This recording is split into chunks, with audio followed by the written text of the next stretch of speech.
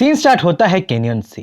Canyon जहां घना कोहरा छाया हुआ था, उसी कोहरे में रिसर्च इंस्टीट्यूट के कुछ स्काउटिंग टीम अपने रिसर्च पर्पस के लिए, स्पिरिचुअल हर्ब्स कलेक्ट करने के लिए, एक्सप्लोरेशन के लिए और म्यूटेंट बीस्ट को मारने के लिए वहां आ चुके थे। स्काउटिंग टीम में 5 मेंबर्स थे, जिनमें चश्मिश लड़का और सूहू ऑर्डिनरी ह्यूमंस थे और क्यान किन, लैंग फैंग और किंग जाओ शाओलिंग की तरह अवेकेन सुपर ह्यूमंस थे। जहां लैंग फैंग शैडो को मैनिपुलेट कर सकता था और किंग जाओ अपनी बॉडी को स्ट्रेंथनिंग कर सकता था, वहीं क्यान किंग की स्पेशल एबिलिटी इंट्यूएशन थी। इंट्यूएशन एक ऐसा स्किल जिससे आने वाले डेंजर के बारे में यूजर को पता चल जाता था। उसी इंट्यूएशन की वजह से क्यान किंग को पता चल गया था कि कुछ गड़बड़ है, उनकी तरफ कुछ बढ़ रहा है। तभी घने कोहरे के अंदर से उनको कोई घूरता दिखता है। वो धीरे धीरे उनके पास बढ़ रहा होता है। चश्मिश लड़का अपनी तरफ बढ़ते झपटते बीस्ट को देख चीखने लगता है, चिल्लाने लगता है और क्यान किंग के पीछे जा छिपता है। पर किंग जाओ ब्रेव था, वो छोटे मोटे डेंजर से डरने वालों में से नहीं था। वो अप्रोचिंग बीस्ट को अपने हाथों से पकड़ के वहीं मार दिया था। यहाँ हमें पता चलता है कि वो अप्रोचिंग बीस्ट बस एक छोटा सा मामूली म्यूटेंट कैट था और जियो के हालुसिनोजेनिक स्किल के वजह से, फॉग के वजह से म्यूटेंट कैट उनको डरावना लग रहा था। एक तरीके से फॉग उनके दिमाग के साथ खेल रहा था। एक छोटे से म्यूटेंट कैट को देख सूहू और दूसरे मेंबर्स ओवर कॉन्फिडेंट हो जाते हैं, केयर फ्री होने लगते हैं। वो लोग सोचने लगते हैं कि येलो एरिया में होने के बावजूद भी उनको कोई स्ट्रॉन्ग बीस्ट दिखा नहीं था, तो शायद उस एरिया में स्ट्रॉन्ग बीस्ट होंगे ही नहीं। अगर कोई पावरफुल बीस्ट होता तो उनको अभी तक दिख चुका होता। लोग बस मिस्ट के वजह से, फॉग के वजह से इस जगह को बेवजह डरने लगे थे। पर क्यान किन की इंट्यूएशन गलत कैसे हो सकता था? क्यान किन की इंट्यूएशन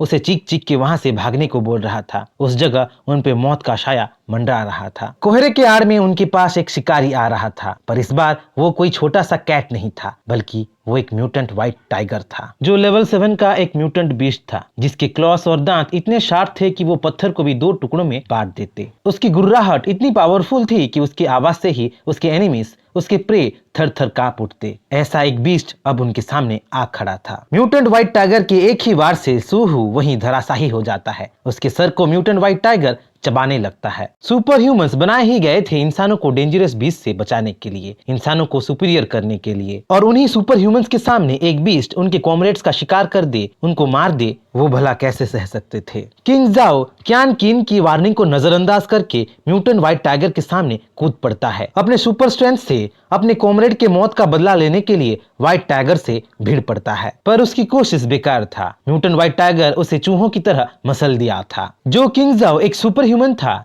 जिसके अवेकनिंग स्किल बॉडी स्ट्रेंथनिंग था, वो म्यूटेंट व्हाइट टाइगर के सामने 2 सेकंड के लिए भी टिक नहीं पाया था। उसके रिप केज को टाइगर एक ही वार में चकनाचूर कर दिया था। किंग जाओ को मार के म्यूटेंट व्हाइट टाइगर अपने नेक्स्ट शिकार की तरफ छलांग मारता है, जो उसे काफी टाइम से गोली मार मार के परेशान कर रहा था। म्यूटेंट व्हाइट टाइगर एक ही वार में चश्मिश लड़के को 2 टुकड़ों में चीर देता है और उसे वहीं निगल लेता है। ऐसे भयानक नजारे को देख क्यान किंग सहम सी गई थी और अपने सामने चीखते चिल्लाते लैंग फैंग की आवाज को सुन नहीं पा रही थी। लैंग फैंग क्यान किंग को वहां से भागने को बोल रहा था। वो क्यान किंग को किसी तरह बचाने की कोशिश कर रहा था। बेस तक इस डेंजर के बारे में इंफॉर्मेशन पहुंचाना चाहता था, क्योंकि वो श्योर था कि वो दोनों लेवल 7 के टाइगर का सामना नहीं कर सकते थे। पर क्यान किन हिल भी नहीं पा रही थी। वो सुन पड़ गई थी और अपने सामने होने वाले नजारे को भूत की तरह देखती जा रही थी। पल भर में व्हाइट टाइगर लैंग फैंग के पास आ चुका था। उसके क्लॉस के एक ही वार से लैंग फैंग दर्द के मारे बेहोश हो चुका था। व्हाइट टाइगर लैंग फैंग को कुचलते हुए क्यान किंग की तरफ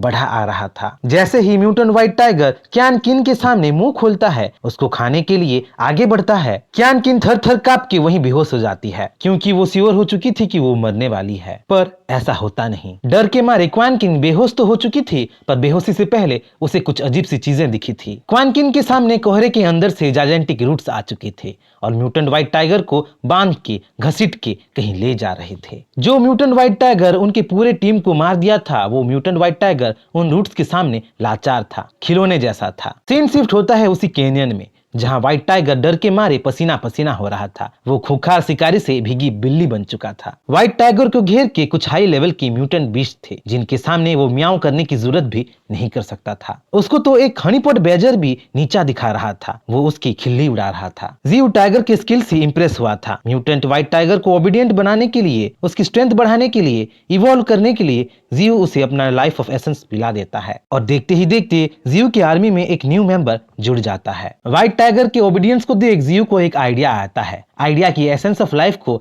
अगर इंसानों पे यूज किया जाए तो कैसा होगा। और एक्सपेरिमेंट करने के लिए जियू के पास तो पहले से ही कुछ टेस्ट सब्जेक्ट थे जिनको वो रेस्क्यू करके वहां ले आया था। यहाँ हमें पता चलता है कि जियू बस म्यूटेंट व्हाइट टाइगर को ही नहीं बल्कि तीनों बेहोश अवेकनर्स को भी अपने रूट से उठा वहां ले आया था। जब क्यान किन आंखें खोलती है तो उसके सामने एक भयानक नजारा पाती है। वो अपने आप को ट्री रूट्स में जकड़ी हुई पाती है। उसके सामने म्यूटेंट बीस्ट का पूरा एक झुंड था और उनके पीछे भूतिया पेड़ उसे घूर रहा था। क्यान किन चीखने लगती है, म्यूटेंट बीस्ट उठो गधों, ऐसे सिचुएशन में तुम कैसे सोच सकते हो। क्यान किन अपने फेलो अवेकनर्स को उठाने की कोशिश तो करती है पर उसकी कोशिश का कोई असर नहीं होता। लैंग फेंग जहां अपने बहन के बारे में सपना देख रहा था वहीं किंग जाओ अपनी गर्लफ्रेंड के सपनों में खोया हुआ था। जैसे ही जियू क्यान किंग को अपने पास लाता है, अपने लाइफ ऑफ एसेंस से भरे हुए ब्रांचेस को क्यान किंग के करीब लाता है, क्यान किंग खौफ में चिल्लाने लगती है, इस बार मैं पक्का मत जाऊंगी। किसे पता था कि ऐसी जगह पे एक शैतानी पेड़ होगा, मुझे ये पक्का खा जाएगा। ये क्या हो रहा है? अपने ब्रांचेस को ये मेरे पास क्यों ला रहा है? कहीं ये कुछ मेरे साथ गलत करने की तो नहीं सोच रहा? सब कुछ खत्म हो गया। पूरी दुनिया को ये पेड़ कब्जा कर देगा। ना जमीन, ना आसमान, ना इंसान, ना जानवर, ये किसी को भी नहीं छोड़ेगा।